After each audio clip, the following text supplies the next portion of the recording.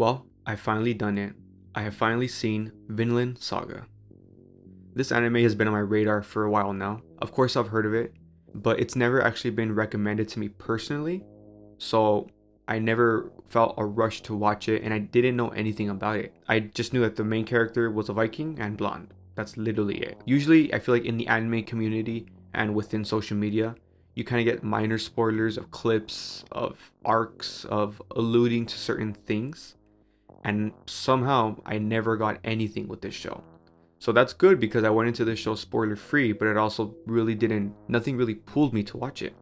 Until my Attack on Titan video. Many of the comments implored me to check it out, and one person even called it the spiritual successor to Attack on Titan. And after watching both seasons, I know what they mean, and I would agree with that statement. They're tackling very similar themes, but with very different philosophies and very different approaches. And as it says in the title, this anime challenged me, but I'll get into that later. So let's start with Season 1.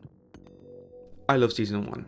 Right off the bat, it does a great job establishing the philosophies and themes that will be explored throughout the entire show. So that's great right off the start. The introduction to Thorfinn was good. No complaints. It was good writing. I didn't find him annoying or anything. You can't help but just be way more interested and invested in Thor's because he's so interesting. So I didn't start to care about Thorfinn until a little bit later. The show hooked me with Thor's and his philosophies and the mystery surrounding him. But it wasn't until that scene with the old lady where Thorfinn just is confronted with his actions and obviously all the conflicting emotions he's feeling, seeing her face. Obviously she represents that entire village, and that is just such a powerful scene that really moved me. That was the first moment where I was personally emotionally moved and emotionally invested. The show continues to be good, like I enjoyed Thorfinn's journey with revenge. I mean, revenge is a great character motivation. The John Wick films are a perfect example of that, how it's so simple yet so universal and so engaging. I did enjoy specifically how he was just out in the woods, kind of doing his own thing, learning the hard way. That's a really interesting way to see a character have like a training arc. But it wasn't until the second half that I really fell in love with the show. Man, Askeladd, great character. One of my all-time favorite anti-heroes now. I really fell in love with that character. And I hear that this anime is a very faithful adaptation to the manga. So I want to give props to the manga writer because, man, it is such a bold choice to kind of shift perspectives for the second half of the season. Because I feel like in many ways, Askeladd becomes the protagonist.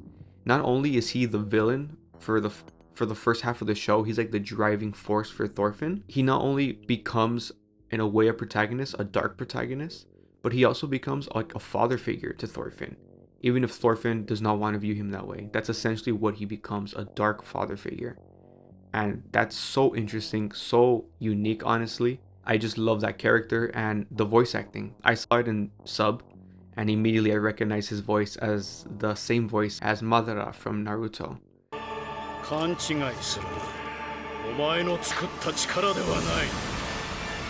Love that actor, love his voice. Such a powerful, dark, older, rugged voice, and I just love the performance. I love the character. I love everything about it. And yeah, I'm a huge Game of Thrones fan, and I feel like the show really got into Game of Thrones territory with all the scheming, the strategies, the character choices that have serious repercussions. All that was just so interesting, so compelling. And Thorfinn, he's not necessarily cast aside. He's not like they don't forget about him, but I just feel like the attention kind of shifted to me while still treating him like a main character and while still developing his character and developing his story. And I just felt like the finale was great. Askeladd sacrificing himself for a greater cause, being calculated right up to the very end. I love the way he went out. That was also bold, killing a character off like that, because I'm sure the writer knew this was going to be a fan favorite. And I think it just all made perfect sense for his character arc. I love that ending montage, man.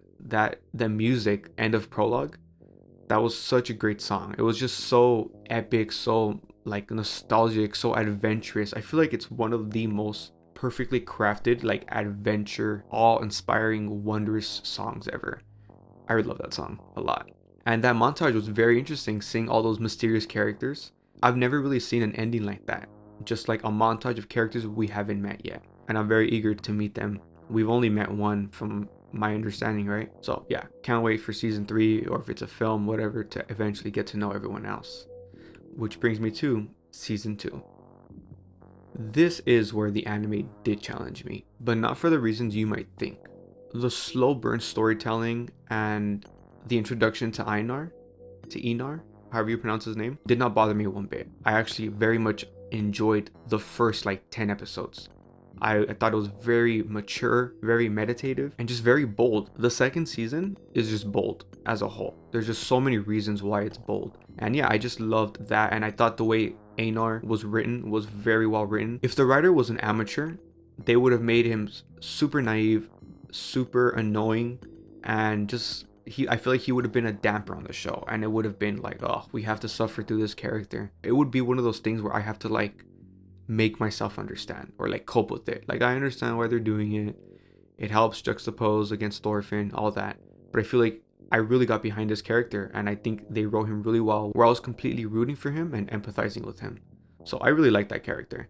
And then Thorfinn, I thought it was a very bold, very smart choice to make him essentially nihilistic and to make him completely lose all purpose in life, in himself, because now revenge is gone. Now he doesn't have Askeladd to kill. So all that I love. Obviously more development with Canute, just a little bit, but just showing how he was essentially turning into a villain, which I obviously saw coming in the first season.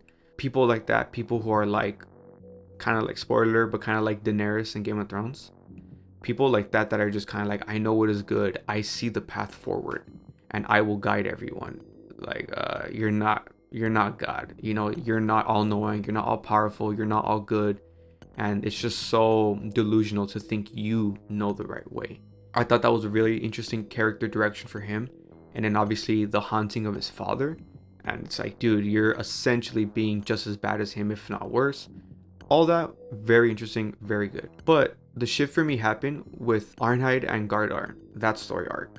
I actually didn't really enjoy it, but for very subjective reasons. So I'm not at all trying to suggest that it was bad writing or if it was a waste of time. None of that. It's just, for me, I didn't view her character that way. I mean, granted, we didn't really get a lot with her character. She's just a cliche, kind, beautiful woman. But I guess because of that, I just viewed her more of like a kind, gentle, intelligent woman. And for me, I feel like she turned out to be such a impulsive, very emotional, just looking out for her own self-interest.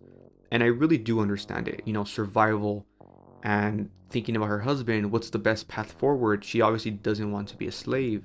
And this world forces certain people to choose certain paths, especially in those times, you know? So totally understand it, you know? I feel like characters like her, when they're creating a whole situation because of their lack of foresight and just making decisions on a whim, that always just annoys me. But again, I understood why they did it. I still think it was a good arc because Thorfinn's character continued to be developed, so it wasn't filler at all. And the overall story was being developed because all these choices had serious repercussions to the plot. And then it was cool that we got some more information with Snake, because he was a very interesting character as well.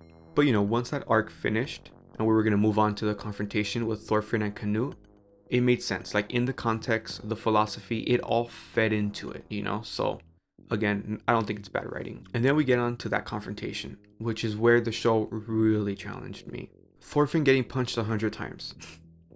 All of that. The entire rest of the show, aside from the very ending where he gets to Iceland and all that stuff with Canute and just Thorfinn's philosophy, I just wholeheartedly disagree with it. But it's very much because of who I am as a person. My philosophies is way more in line with a show like Attack on Titan. I view myself as a realist, but many people would view me as a pessimist. So I just find it all so unrealistic, but that doesn't make it bad, you know? We have so many examples of dark, hyper-violent stories. You know, there's Game of Thrones, there's Berserk, there's Attack on Titan. There's a ton of things I'm not even mentioning. There's video games, you know? There's so much examples of this absolute descent into darkness. But there's not many examples like this, where it's an extreme on the other end of the spectrum of optimism, of hope, of pacifism. So though I like wholeheartedly disagree, I still think it's extremely bold and extremely interesting and compelling to see this sort of story develop and to see these sort of characters develop. Like, I just want to like make it clear, though I just said a bunch of things that may sound like I'm hating on the show, I'm not at all hating on it. It's just I'm being honest with my own perception, you know? I feel like the show handles these themes as good as it possibly can. And I feel like it does get articulated. It's hard because a part of me is like, that's so unrealistic, so therefore that's bad. But then I'm like, well, this show is like kind of a fantasy now, because it's like showing an alternative world almost, of like, if characters make certain decisions with power like Canute, can you change the world? The show is showing me, you know, the show is showing me a different perspective. I could set all my philosophies to the side and allow myself to be taken on this ride, you know? So again, looking forward to the following seasons or movies, whatever comes out, because I do want to understand where the show goes and what the conclusion is going to be, you know, because it could go in many ways. Thorfinn could potentially have to compromise his views because this world cannot change. But I doubt that. I see more either this having a very hopeful ending and like an idealistic ending, or perhaps an ending much like his father Thor's, where he has to die in the name of his beliefs. Even though the world can't change, that doesn't mean he's gonna change. So we'll see how this ends. I have no spoilers of the manga. I don't know anything. Yeah, this show is just a very bold piece of storytelling, and I did love it. Like, my end conclusion, my retrospection looking back on it, like, yeah, this is an absolutely great anime, and I do very much respect it. And the actual ending was very interesting. When I saw that we were like gearing up to go to Vinland, and seeing the flashbacks of Askeladd, Helga, and Leif, that was very interesting. I thought we were gonna get more teases to those mysterious characters from season 1, and that's obviously not what happened. So let me know how I should be reading this. Obviously no spoilers from the manga, but let me know, like, should I be viewing this just on face value? Like, these are all the mentors who have seriously influenced Thorfinn's journey, and it's just showing them when they were young beginning their journeys. Because obviously at the end of that little montage, we cut to Thorfinn with his new look, his new clean-shaven look. By the way, just a little note on that. I actually really like how Thorfinn in season 1 to season 2, how his face and his hair and his facial hair has just changed so much. I kind of like that. I like how realistic it is, how he's constantly developing physically. Because in anime, dude, it's easy to like literally a character look identical for seasons on end. So that was pretty cool. But anyway, so should I just view this as like a mirror type of thing, of like, oh, look at these people who have influenced Thorfinn, and now Thorfinn's on his journey? Or should I view it as like foreshadowing for the next season, like full of flashbacks, and we're going to get to know more of all these other characters? I don't know how to read that. It could totally go both ways, but nevertheless, very much enjoyed that little montage. And yeah, the ending's hype, and I just really can't wait for this journey to really get started. And that too, this show is just such a slow burn. Like I said in the beginning of season 2, I love it. I'm down with slow burn. And it's just crazy how like it's the end of season 2, and now he's gonna go on the path to Vinland. The past 2 seasons were necessary.